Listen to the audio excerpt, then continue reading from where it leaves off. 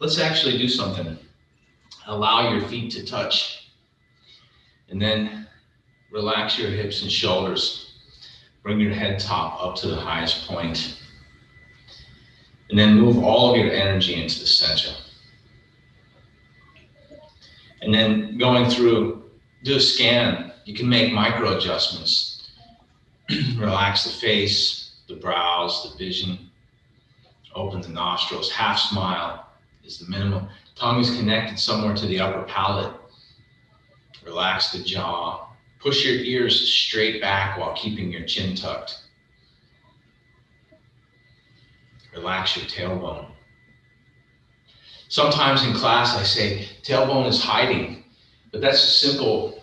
There's a correct placement for it. That's one simple way to get your mind into that space. Relax your knees. Grip your feet and then ungrip your feet and then re-grip your feet again.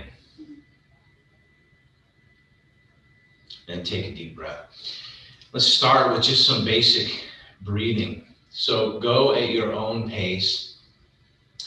Make this a stretch and remember to practice the internal portion of the breathing. Whether you're practicing, the Tai Chi can become very complicated because we can talk about internal and external. And as a general sense, we're saying we're moving externally the arms and we want to move some internal components, the abdominal muscles and lifting the pelvic floor. And then we can subdivide those things. If we go internally, we can say there's substantial and insubstantial.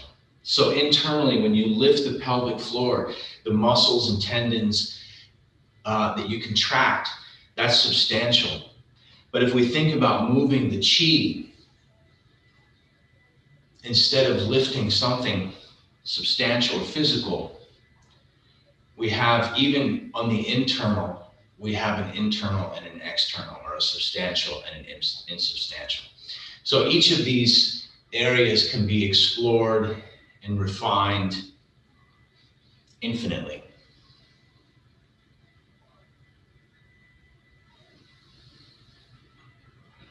So internally, you can be practicing, if you need to practice the physical, by lifting the base, gripping the abs, activate your feet. Or if you're at a level where you like to practice a Qigong, where instead of focusing so much on that, you focus on the insubstantial concept of the Qi rising up and expanding.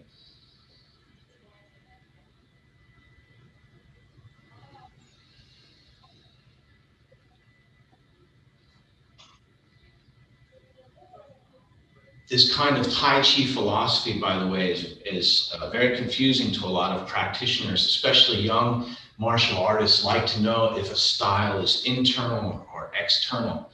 And they may see a karate or taekwondo or something and say, it's a very external style.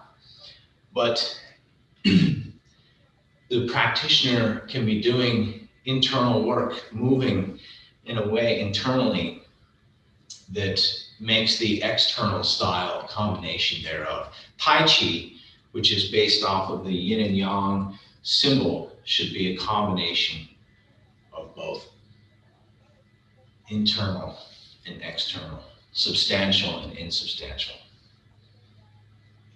greater and lesser, superior and inferior. Yin and yang have many names. We can examine each facet and again subdivide it into yin and yang, light and dark.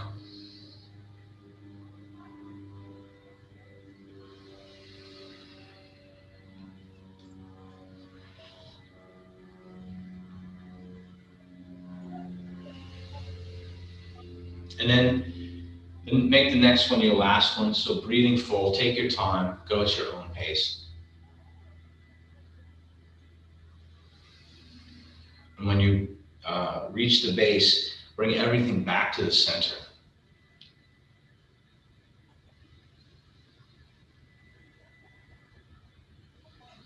And so right here from Tai Chi Harmony, activate your feet And feel as though you can lock everything from your waist down so that the base is locked. And we just want to turn the spine. So push up through the back of your head. Feel your hips so that they don't move. If you feel tension on the knees, it means there's time to either move or retract a bit, turning all the way, breathing, and then come back to the center. And so locking the base of the torso in place. By the way, anybody, you can, if you have questions, you can feel free to ask anytime, unmute yourself. The same thing, lock the base and then turn the upper torso, turn your spine, relax your shoulders, turn the head, and then continue to turn the eyes, and then turn what is insubstantial, your mind. The intention drives it just a bit further. So come back to the center. Again, you can time it with the breathing, you don't have to. Turning the other way, we're going to turn one more time in each direction. So push up, stretch your spine,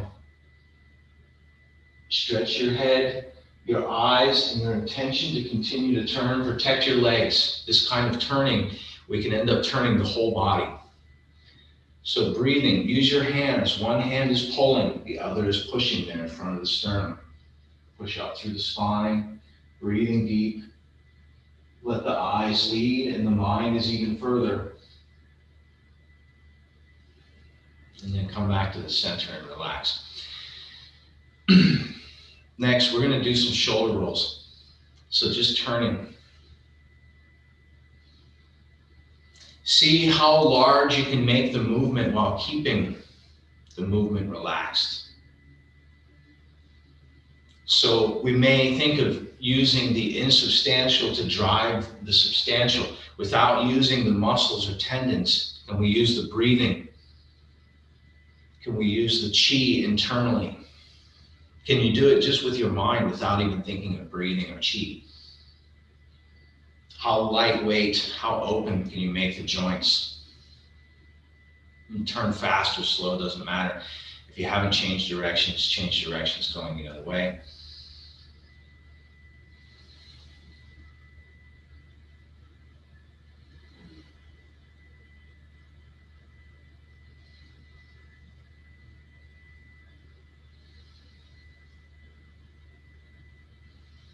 And then we're going to alternate.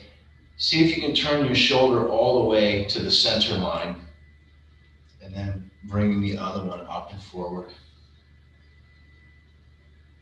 Turning up and forward. And the same thing, we want to make the largest movement possible using the least amount of energy, allowing all the tissues to be as relaxed as they can. Stretching. And then do some going the other way. See if you can start all the way from the center, pull it up past your ear and back. And you can think about bringing, when you bring the other one to the center, when you pull back, push the other shoulder down. So try to keep your spine straight as if you have an axle and you want to turn the shoulders around the axle, but again, as soft. Soft is an incorrect word. We start to lose terminology by breaking down yin-yang within yin and yang. So there's a feeling, it's relaxed. It's a large movement. Is it a soft movement?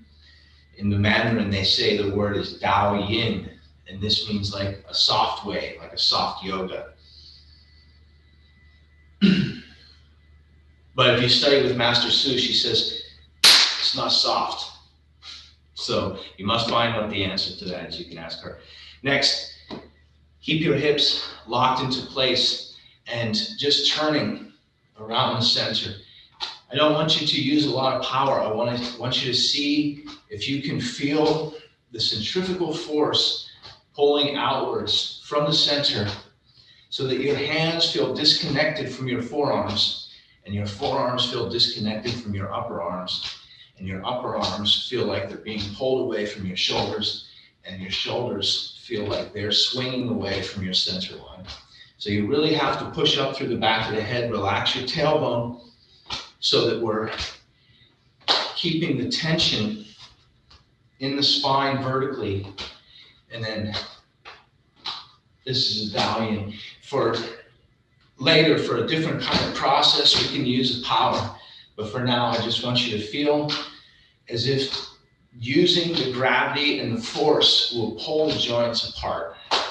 You sit around the computer all day using the mouse, let your hand relax as if it's going on vacation. See if you can feel the individual fingers being pulled away from the center line. And then let that extend all the way up to your collarbones. Keep the head top pointing straight, or the jawline facing forward, head top is up.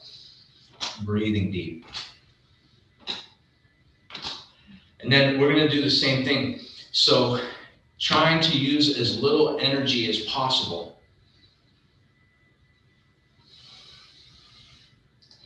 We're sinking down as we're going up. So as the arms float, this leg is sinking. So you should feel rooted. The other leg can turn if you feel it like it's pulling on your knee. Keep the head top up. Let your tailbone sink into the thing. And the same thing, you want to feel as if your arms are super heavy or super light, either way, and they're being pulled away from the center line. Just like a kid on a swing set, when you get into free fall mode, but instead of free fall, there's something to keep it connected to the center.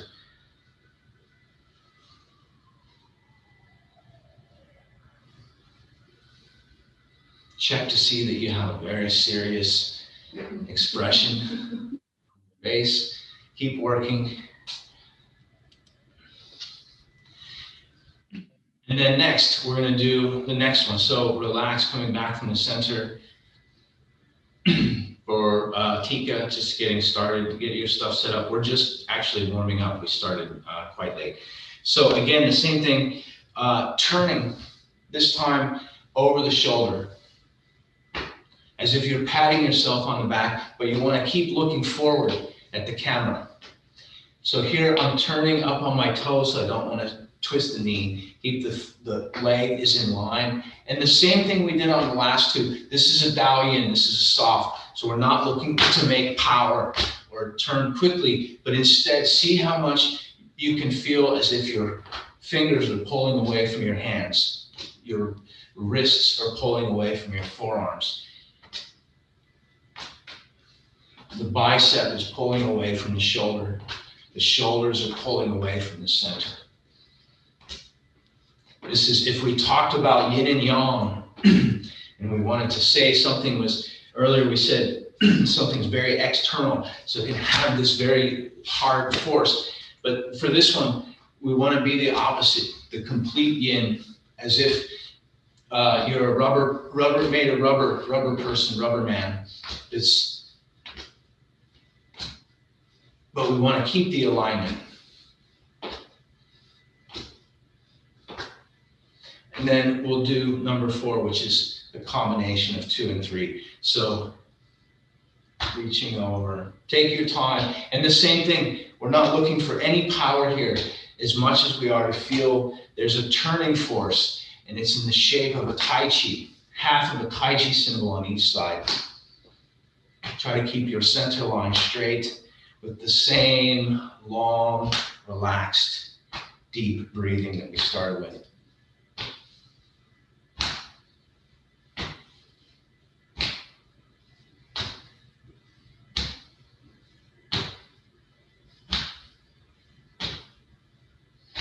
And then come back to the center. We're going to turn a little bit around the waist. So imagine, instead of trying to describe which tendons or muscles we're stretching, just imagine your body has 2 halves, upper half and lower half. And you want to keep them as if they're rotating, connected at the center. The feet are locked in place, and the head is not necessarily locked in place, but we want to keep the spine straight and the neck straight. So it's your stretch where it feels like you can stretch more. Do that. If you haven't changed directions, change directions. All the while remembering to breathe.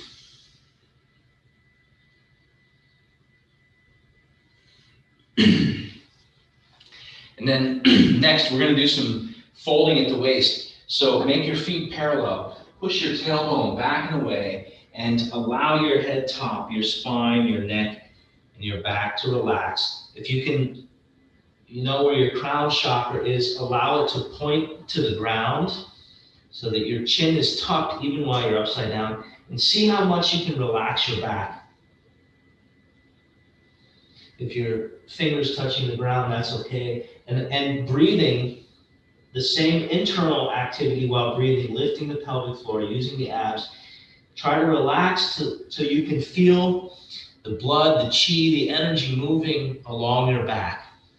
The more you relax, the more you feel it move. When you grip the feet, breathing deep, using the abs to inflate all the way up. Keep breathing and relax. We're going to do one more of those. So you may feel a head rush. You may feel like there's blood there. That's okay. That's actually the purpose of this one. For those of you that study yoga, we can actually get the inverted movement of the energy in the body by doing something like this without having to energetically connect our hands to the floor. So the same thing, grip the feet, relax your spine, your tailbone, relax your head, top, and neck.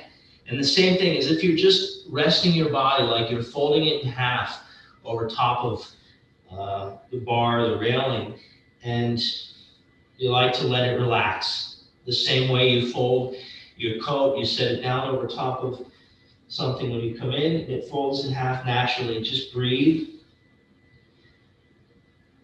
Try to push the part where your tailbone is bent towards the sky and let everything else relax towards the ground.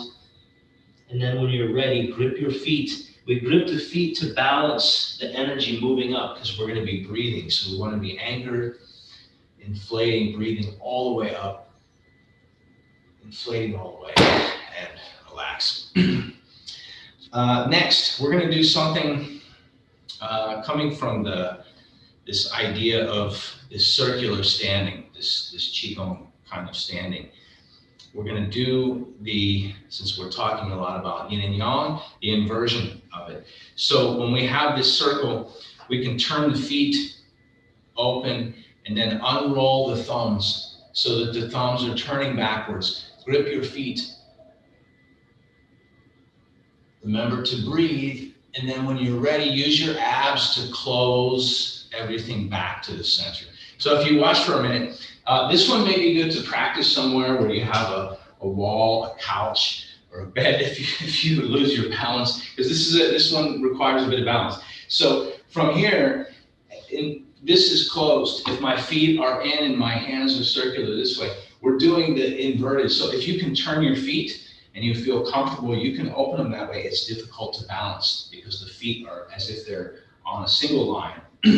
And then unrolling, so opening the sternum and the chest, turning the thumbs back, and literally uncurling your spine the other way.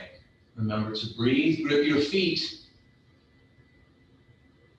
and switch back and forth. This is another one that will give you a head rush, right? So just as tilting forward, tilting back will as well. And also this opening a lot of channels in the torso. So you may feel lots of energy moving with this one. Let's do we do 3 of those? Doesn't matter, let's do another one. So from here, as if you're holding the ball, we're gonna turn, and as if you're unwrapping yourself around the sphere the other way. So turn your thumbs, breathing deep, keep your balance by holding your feet, and when you're ready, on your own, come back to the center. We're going to do another one, and I want to do it as a sort of a Qigong exercise first, but then we're going to come back and examine it as a physical exercise, as something that we can, as asana, something we can practice externally. So for the first one, if we have our feet parallel, and you turn one foot in as if we're turning our square to the 45 degrees, and pushing your tailbone back. Oh wait, sorry, we're supposed to do this one as a Qigong first, right? So keeping your feet together forward. Imagine that somebody has a string connected to just the tip of your middle finger on either side. And as you're standing with your feet parallel, like somebody is pulling the string upwards. So what that means is my hands and fingers are relaxed. My elbows, forearms are relaxed. Everything is relaxed. There's only tension in this one point, and you should feel a particular kind of stretch. And then so from here, we're going to step the one foot forward and sitting back on the tailbone, looking up. Relax your arms and shoulders, still looking up as much as you can, tilting forward as much as you can. And then breathing, come back to the center. Relax the fingertips. And then the same thing, grip the ground. You can use both feet in the beginning. And then the same thing, just have the lightest pressure on the tips of the middle fingertips. Let your arms completely relax. You may feel as if there's a circular shape that goes, keeping everything relaxed. Once they reach the right height, grip the other foot, push the stretching foot forward, push your tailbone back and away, and then looking up and forward. Try to keep your your toes pointed upwards. Pull them back as much as you can. Remember to breathe.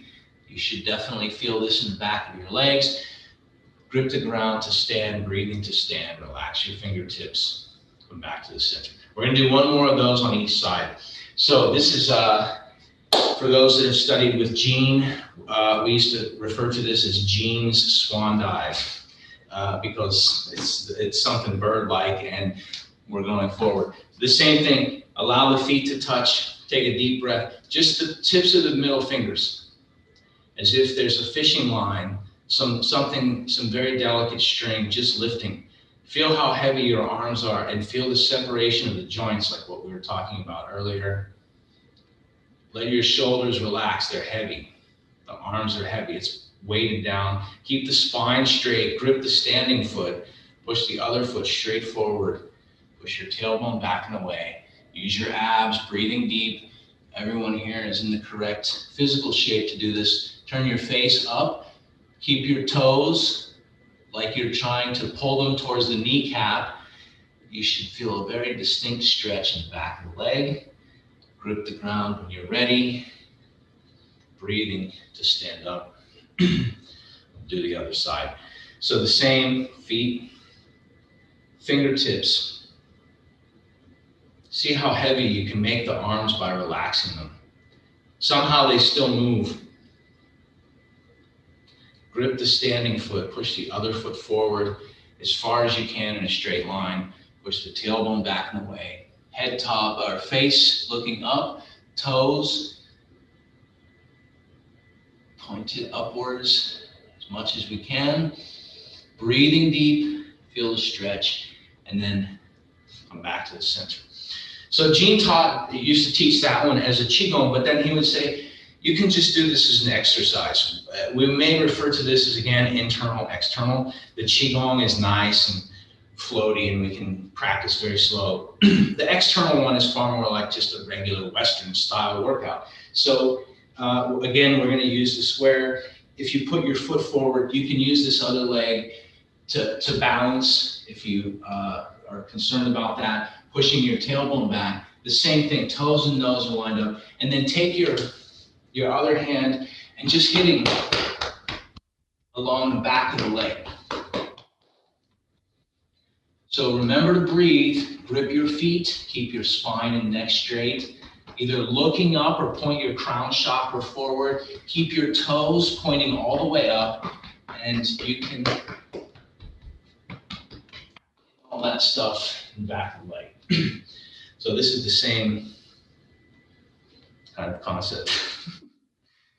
Everybody's still doing the thing. All right, do the other side as well. So the same gripping. And with this one, it's what you feel comfortable with. You can push the foot forward. On the other one, for the Qigong, because it's set, we can't really go too far forward. On this one, if you really want to stretch, you can really set your heel further forward, push your tailbone further back, looking up, and then this tapping. Think of it like when you play the guitar, when you play the violin, the harp, any type of stringed instrument, even a piano will go out of tune for some striking of the string for the guitar. So when you're tapping back there, it's like loosening up the tendons, where you have tendons that are tight. It doesn't seem like this kind of tapping may be very effective, but if you do even a little bit every day or a little bit every week, you can keep that in tune, keep that relaxed. Before we continue, questions, thoughts, comments, anything that anyone is working on? Okay. Yeah. All right. So we're gonna. It's about 8 o'clock right now. So let's just do the third section.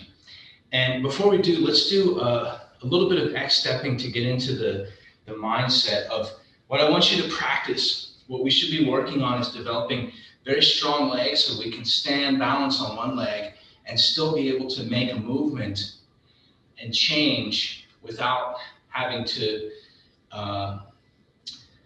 be forced to step, and so that we can return or go and then change grip and have the power to either to move or to retreat. So this is the basis for X stepping. One of the examples I like to use is if you have to carry something and it's balanced here, right? I don't have anything readily available to carry, but the legs should be carrying the upper body to move, whichever way that it's going, and should be strong enough to support. So when we practice the X stepping, we're going to carry that into the Tai Chi practice. So start from your center, and then grip your feet, and just a basic step back to the corner, and then center, grip the feet, relax your tailbone, and then center. So we want to keep the spine straight the whole time. We're practicing using the legs to carry the upper body correctly. So now when you step back, grip the ground, balance for a second, and then stepping back to the center. Step forward, grip the ground. Make sure that your hips are level, that your neck is straight. We want to try to keep all the same ideas like when we practice Tai Chi harmony. Head top is up, neck is straight, shoulders are relaxed, hips are sunk. So while we're doing this, imagine if you like carrying a tray that has lots of glassware on top of it, and you have to carry it through, for people, anyone that's ever had to wait tables through a restaurant, there's lots of people. We want to make the pelvis, this area, everything below the belt line, to be supporting what's happening above. So it doesn't matter if it changes height.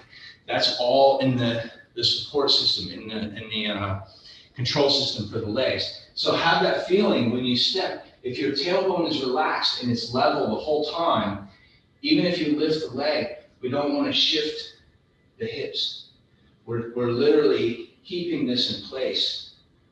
So you can think of it, if you grip the ground, tailbone is level, and then stepping forward, grip the ground. Use your abs, step forward, grip the ground, relax your tailbone, keep the hips level. The legs are working underneath the pelvis, gripping. We're keeping everything else upright, stationary. Center, rear right. Grip the ground, center. So have the feeling that your legs are strong enough to do the support for each step, and that you don't have to, when you see sometimes people practicing Tai Chi, they're falling into a step. When they have this, instead of controlling the step, where they could be easily retracted, fall into the step. So this is the kind of leg power we're looking to cultivate. Let's do the third section. So if we start the form facing this direction, when we start later sections, by the way, I don't know how clear this the second camera right here that you see is facing the other direction. So just hang in there technologically. If we started the first section this way, we would do return tiger to mountain. So we're going to start facing, I'm going to start facing the other direction. So facing from here, starting from Tai Chi Harmony, calibrate.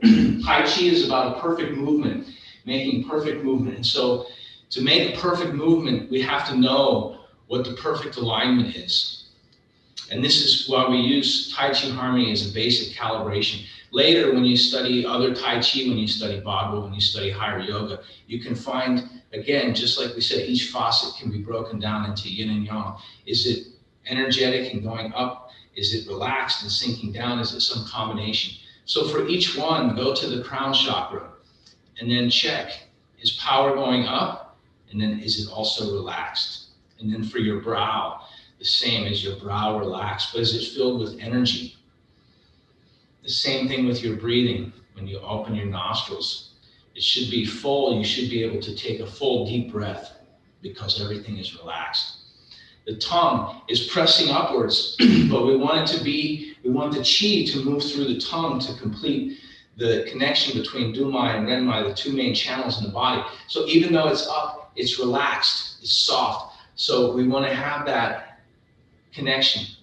There's a yin and yang for each one. The shoulders, the same thing. They're rolled back, relaxed, but they're also expanding to the sides. The center, lifting the base, relaxing the tailbone, making the hips level, gripping the feet.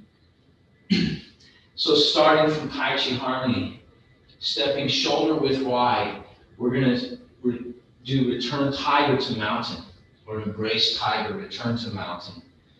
And then stepping, T-step, we're doing Xuan, Sen, Tang, Shang. This is turning body, warning palm, pressing right to the center, breathing deep. This is a roll back. Turning back to the south, press. Breathing, push. Look left, glance right, double push. Horizontal split, breathing. This is hook. This is side whip, opening the left side, or open whip. And then wild horse, parting its mane. Number one. Grip the ground, relax your tailbone. Wild horse, shaking its mane. Number two. Breathing deep. Number three. And then return to rollback.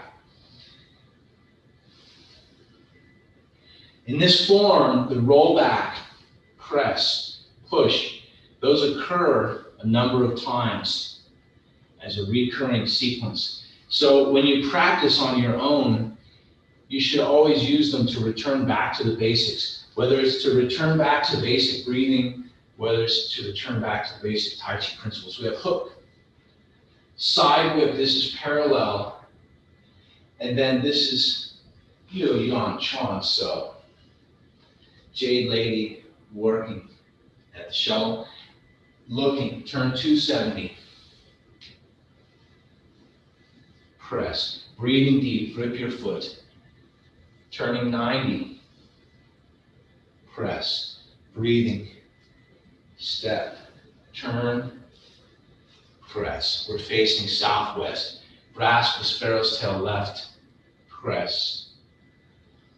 Step forward. Qi, breathing, on. Keep your center line straight. We're just turning left and right around the center. Xuan, on. Horizontal split. Hook. This is a corner whip. And this is snake. Creeps down, number one, in the third section, returning west, breathing, grip the ground, Jinji Dali, and changing to the other side, grip the ground, Keep your hips level, even though the leg goes up. Breathing, step back. Press to the center. Breathing, scoop, step, press. This is repulse the monkey. We're on number 3, by the way. In the third section, press. Breathing, this is a share fade. Diagonal flying. And in the third section, it's the left hand for needle at the bottom of the seat. Santombe, turning, block, punch, kick. Step, square, parallel, lan is open. Shui's punch. Keep your head top up, looking forward, neck is straight, breathing deep, di bu hua. Change step, roll back. Press. Push. Look left. Glance right. Double press. Take a deep breath. This is split hook, side whip or parallel. And now this is cloud hands in the third section. Press right. Step and press left. Take a deep breath. Press. Step and press. Yin Xiao. 3. Next is hook. Corner whip means we change directions facing east. Keep turning. This is snake flashing its tongue. I'm behind the camera, you can see. Turning again. Kick. Cross kick. Step square. Brush low. Punch low. Half fold knees. Change step. Breathing deep. Roll back. Keep your head up, your neck is straight, your tailbone is relaxed, or at least the hips are level. Look left, glance right, double press. Split, hook. This is a corner whip. This is the second snake creeps down in the third section. And this time we return stepping due west, step up to 7 stars. Turning 90 degrees to the front. This is Xuanzhen Huahu. Turning 180 degrees. This is Bailian.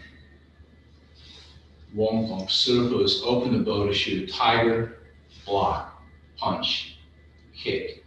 Square step on the grid, breathing deep long. Focus the power to the center. Still facing forward, Rufeng. Press, press. Take a deep breath. This is return tiger to mountain, just where we started. Blocking, punch right, punch left. Bring your left side back to the right side.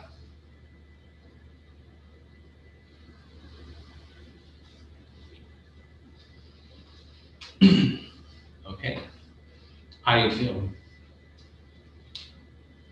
Good. Questions, thoughts, comments, ideas? Wait, hang on a second. You got it. Yeah. Everything after the snake flashes its tongue. Snake flashes tongue. All right, that's something good that we can work on, because what I wanted to do tonight was do some Dao Yin, something softer, by practicing some of this kind of turning. So we're going to use this same motion that we're doing right now for snake flashing its tongue. And if you can feel the area, I say the word spine, but it's actually your central alignment. Your spine actually sits just behind your central line. So you want to imagine that there's your central line always staying in line, and in the yoga, Santa Monica yoga scene, they say, lengthen and strengthen, dude. But it's real, it's true. We want to bring this point up and let this point sink so that we make the spine long, and then we're going to twist it just the same way if you have a towel and you like to wring it out. right? We want to do the same thing, use the same quality of stretching on our body. So snake flashing his tongue, if we put 1 foot forward and 1 foot back, we have this sort of virtual square step. And we're doing this kind of turning around the center. For snake creeps down, we have after cloud hands, we have a hook, and I have to change because the camera's annoying. Hook, and then corner whip. So my grid is now facing the side. And usually for corner whip, we have something Gaotan Ma in the second section that happens. But here, after we've done the whip, we can continue the movement. So this first movement is just like what we do in the movement where we're turning here. This other hand is going to come back. So we're here, and then snake flashing his tongue. So if you've studied the second section, at the end of cloud hands, we have Gaotan Ma. In this form, we have Gaotan Ma's Pat the High Horse, which looks like this, and then it turns. Very similar at the end of cloud hands in the third section. After we have hook and whip, we shift back. This right hand covers, and then the left hand is what's going forward. Let me do this. Hang on 1 second.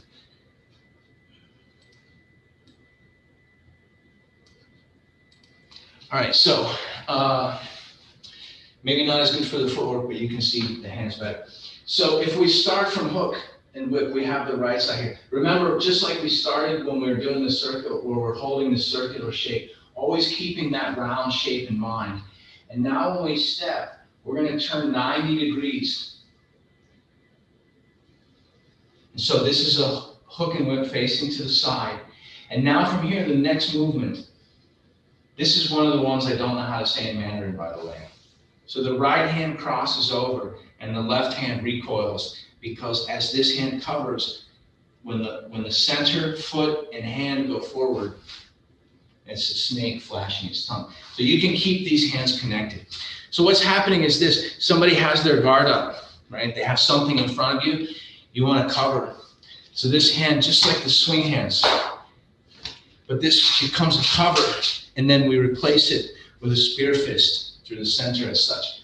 So let's do it a couple of times. From hook, turning, this is single whip. And now shifting back, the right hand covers, left hand comes up through the center, spear fist, snake flashing his tongue. I'm going to go in a couple of different directions. I'll do it 3 times each way. So we'll practice 12 times if I face 4 directions.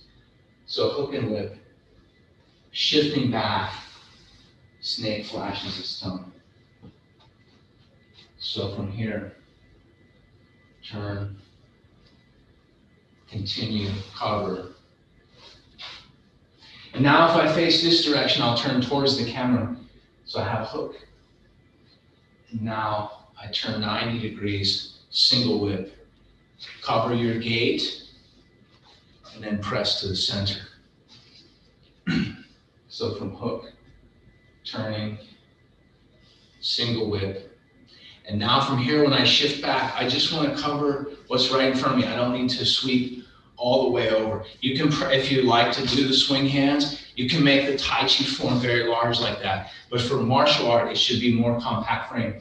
So hook, stepping, just enough to cover your gate, what's in front, and then the left hand comes through the center, and it's here. By the way, this is the way that TC taught it, was with yin and yang palms. Sometimes I actually change it to make it more like a Bagua, because Bagua can have this kind of leaning against horse, the first movement, right?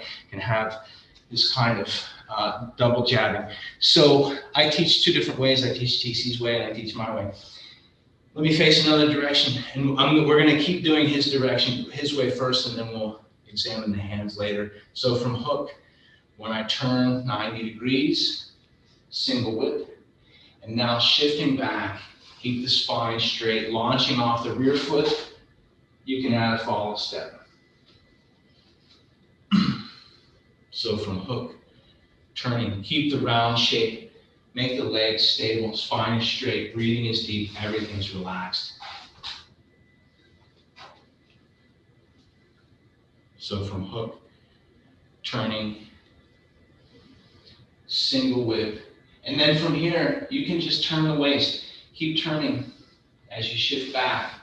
And now we're set to launch forward.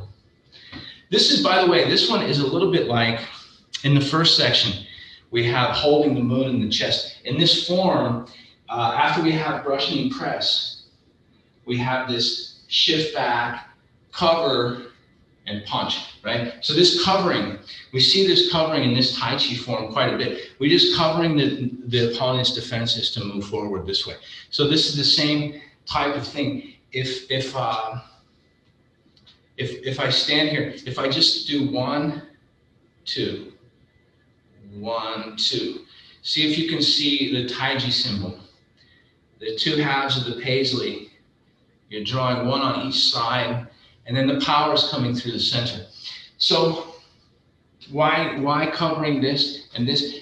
Yin-yang theory, the Tai Chi theory actually tells us we should keep one palm down and one palm forward. Bagua theory, when we start to analyze this, you can start to change the palms in a number of different ways, and it's not important as long as you understand why. But let's look at the second way, the way that I teach it and why. So we have hook. Now when we turn to the corner, when we cover, this hand is already covered. I'm using my forearm to roll forward and shooting both palms. So what would that be like?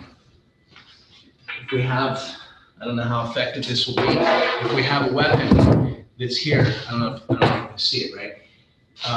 When I'm covering here, I can go forward. But on this other one, when I go to cover, I start to bring my forearm forward, and I'm using this way. You can just stick to the first one, whichever one makes sense. If you understand both, you can do either and or both, as long as you know what the original one was. It's fairly simple, and by the way, this crossing covering here, this fist, when the spear fist, when it goes forward, is poking to the throat, to the mouth, to the nose, to the eyes, somewhere. And it's fast movement. How many here have ever seen a snake in real life? When they flick their tongue, right? It's almost imperceivable. And there's some flicker in there as well. So when we turn, if we wanted to do this with some fajing, it's fast. So make the circles go to the power. So this circling power should recoil and end up driving forward. So we have these two circles forward.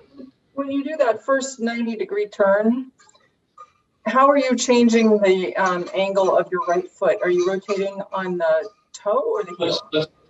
So from hook and whip, when I turn, from my hook and whip, I'm turning, I don't know if you can see that rear foot, I'm turning it out to face along the square, right? Using the square as the basis.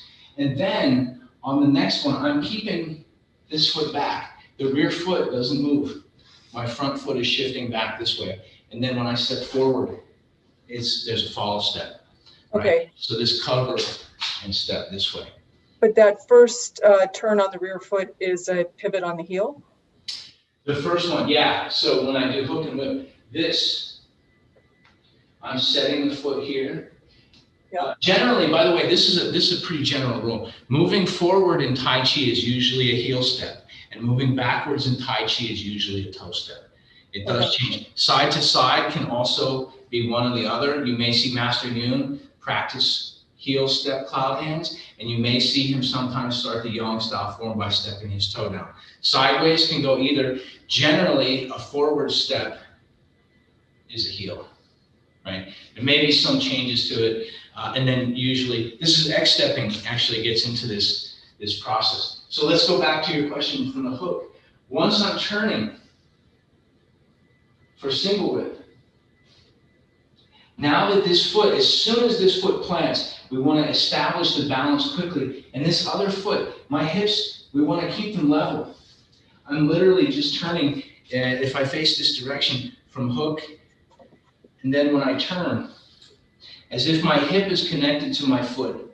My hips shouldn't have to change, right? They can at least stay at the same level. And optimally, if my structure is strong enough, I can keep my body upright instead of having to lean or hunch or something like this. So from the hook and whip, when we turn,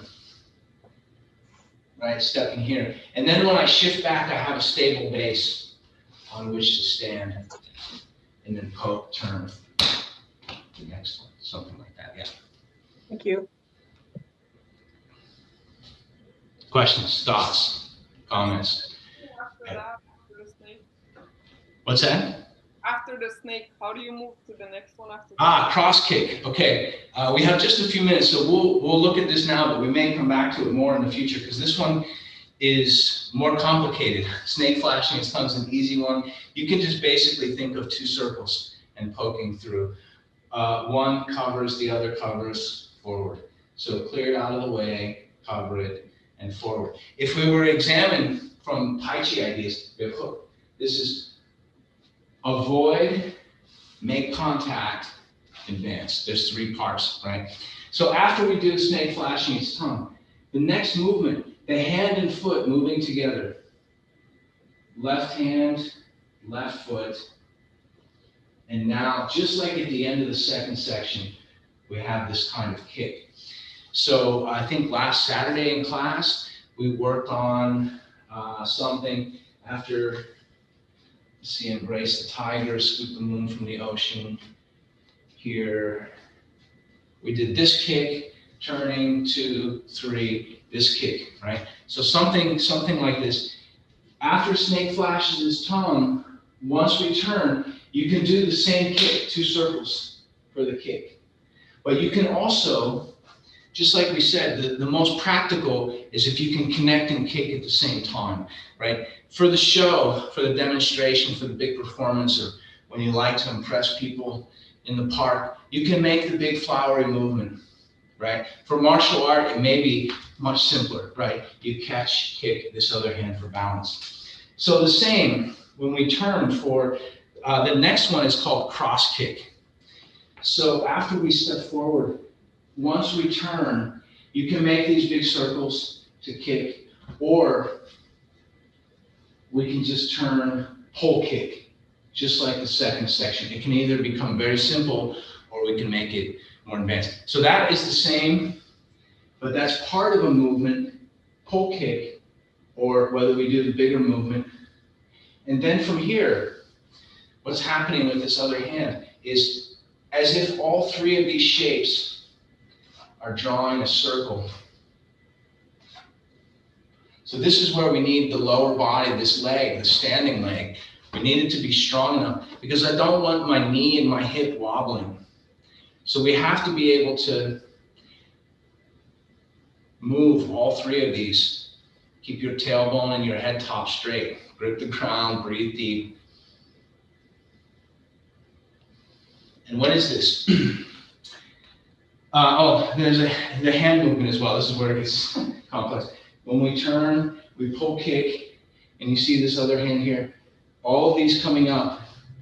This one is a back fist. Very basic, right? If I have a bag and it's here, this back fist is just like a block, right? That's good. And but the other hand, so this was coming up, and the other hand is starting with a beak fist. Just like when we do hook, we want to use all 5 fingers, right? If you go rock climbing, you don't just use your thumb and these fingers, you use all 5. If you can, if there's only a small grip, you use as many as you can fit onto it. The same, we have hook, we use all 5 fingers. So we have beak fist.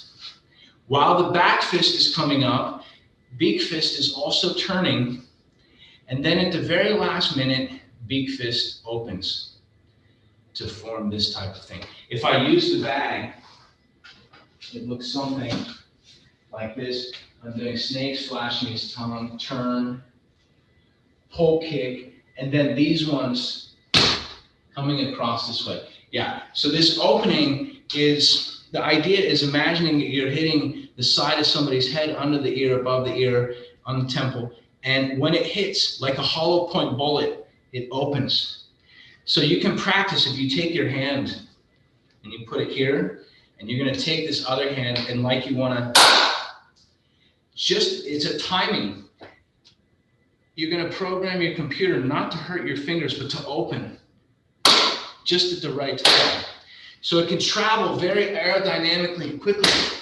And then at just the right moment, it opens. Because if we spin a parachute, right? Somebody's wearing a parachute and it's open.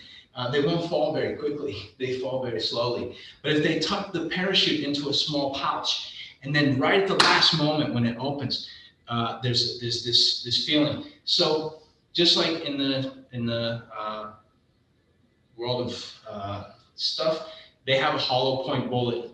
So the same way, we want to hit that power just disperses right at the last minute. Cross kick. So when we punch, when we turn after the kick, after this block punch kick, right, this kind of pull kick, all three, my foot, my blocking hand, and my bullet hand coming up here. And what's the purpose of this is if you have an opponent and they have their guard up, just like imagine that my structure is like a door. And the person, if the person is standing there in front of me, right, we'll use this office chair. If it's here, I can use my whole structure like a door swinging into somebody this way, but we don't want to shift out of alignment. We want to keep the proper Tai Chi alignment the whole time. So for cross kick, we're blocking and then simultaneously, so whatever is happening with their guard, we're opening that. This one is going to the head, face, neck, somewhere where it can do the damage. And the foot can either be kicking or we can be using it as a pry bar to push them, the inside of their leg off the balance, whatever. Again, the feeling, if I have snake flashes, this tongue, turn, kick, and then this next one is like drawing these two half circles for cross kick. So we're going to practice, again, more of that because it's time. We're actually a little bit after. It's 8:32 if you need to go. But we'll come back and work on it. You can imagine drawing the number 6 from the inside of the loop and going out, or the Taiji symbol. So it's a spiral that becomes larger as it goes out. Don't worry, this is a complex one, and we'll have more time to study in the future. Questions, thoughts, comments? Let's do a little bit of breathing to close. So kind of the opposite on the way up, on the way out, breathing. So gather the energy and then compressing it into the dantian. So remember, doing the internal work, whether it's substantial internal work or whether it's insubstantial internal work, it's easy to see the external work because we're gripping our feet and stretching our legs and opening our spine, unrolling the collarbones and reaching. That's easy to see, but the internal work, we can subdivide that as well. So one or the other or both, lifting, and then we can call moving the chi pulling, unless there's another proper term in Mandarin for the Qigong. You should understand the feeling. So breathing, activate the feet, make it a stretch, reach all the way.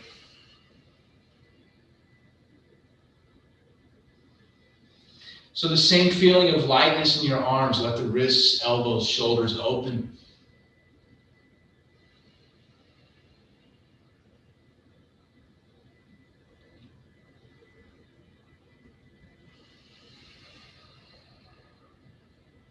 Do one more wherever you're at on this, and then we're going to do a little bit of another Qigong, another exercise, almost the same, almost identical. Go at your own pace. And when you arrive, we're going to do the same thing, but turning around the center. So try to keep your spine and your neck lined up correctly. Your chin is tucked, your tailbone is high, and keep your hips level as if we're trying to practice Tai Chi. Relax your shoulders. Make the breathing as long and relaxed as you like.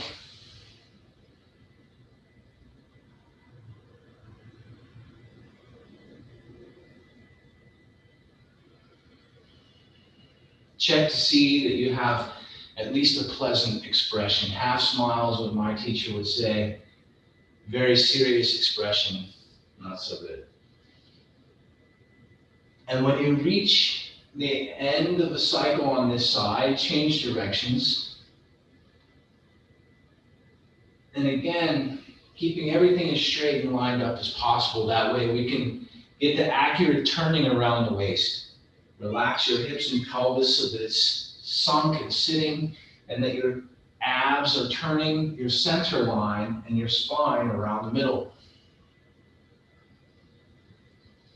Make the breathing a stretch.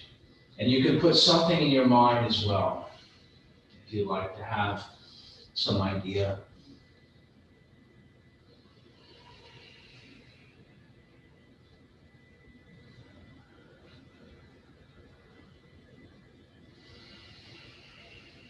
Wherever you're at, on the next one, just go to the center, and like the experiment we worked on at the beginning, allow your hands to float.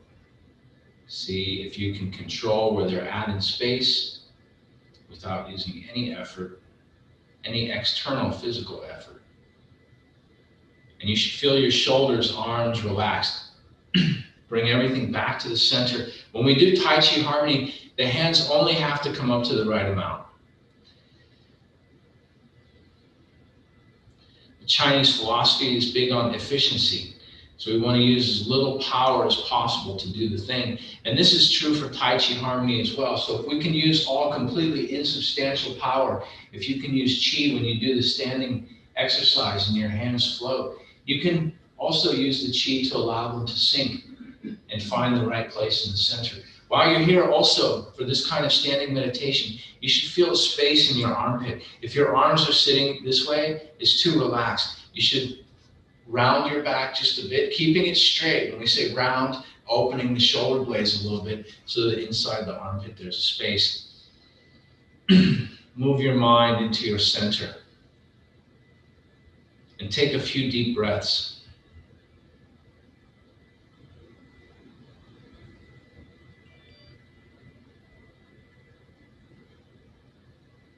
Looking internally at yourself.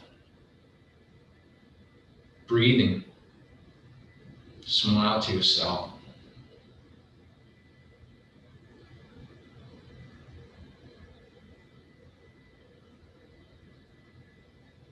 And when you're ready, move your mind from where you think it is up into the center of your chest, to the heart chakra in the center of your sternum.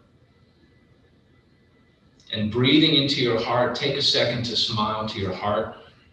It's working for you 24 hours a day, 7 days a week, all year. Even if it's not that good, it's still working, you're here. And then move your mind again from where you think it's at all the way up into the third eye spot in the center of your brain. And the same thing, your brain is a miraculous computer that's capable of doing all different types of things. So breathing deep, see if you can feel your brain relax inside of the skull. Imagine like bread or a muffin cooking. It can expand and relax. Breathing into your brain, take a second to smile to your brain. And then one more time, move where you think your consciousness is all the way up to the top of the crown chakra. Let everything else relax below that point. Breathing deep. Looking upwards, take a second to smile to the heavens. One long, last deep breath. And that's it. If you have questions, just email me, text me, call me, and yeah, look for videos online. Thanks. Have a great night. Thank you. See ya. Thank you, Brian. That was great. Thank you. Good night. See ya.